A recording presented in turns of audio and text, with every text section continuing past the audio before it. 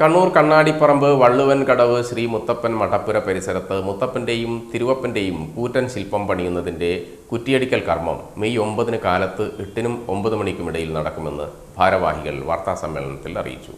ശില്പം പീഠം ഉൾപ്പെടെ 40 അടി ഉയരത്തിലുള്ള മുത്തപ്പ ശില്പം രാജ്യത്ത് തന്നെ ആദ്യത്തേതാണെന്നിവർ പറഞ്ഞു. തികച്ചും കോൺക്രീറ്റിൽ പണിയുന്ന ശില്പത്തിന്റെ പ്രവൃത്തി 18 മാസം കൊണ്ട് പൂർത്തിയാകും.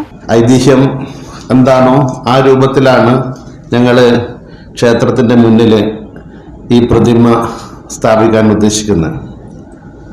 പുതിയ വളപ്പിലെ കാരണവർ, അതായത് വള്ളുവൻ കടവ് കാരണവർ മത്സ്യവേട്ട നടത്തിക്കൊണ്ടിരിക്കുമ്പോൾ ഒരു രൂപം പുഴയിൽ നിന്ന് പ്രത്യക്ഷപ്പെടുകയും ആ രൂപം ആരാണെന്ന് അദ്ദേഹം അന്വേഷിച്ചപ്പോൾ അത് മുത്തപ്പനാണെന്ന് സ്വയം പരിചയപ്പെടുത്തുകയാണ് ഉണ്ടായത്.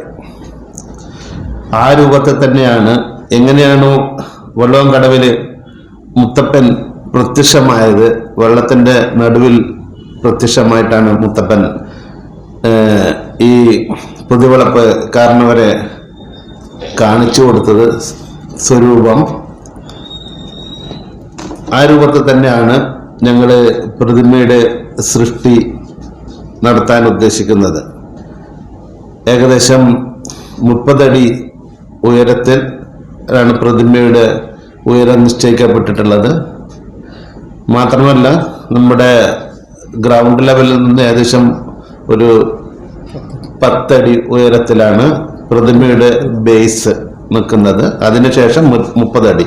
അപ്പം മൊത്തം ഒരു 40 അടി ഉയരം. 40 അടി ഉയരം എന്ന് പറഞ്ഞാൽ ഒരു 4 നില കെട്ടിടത്തിൻ്റെ ഉയരത്തോളം വരും.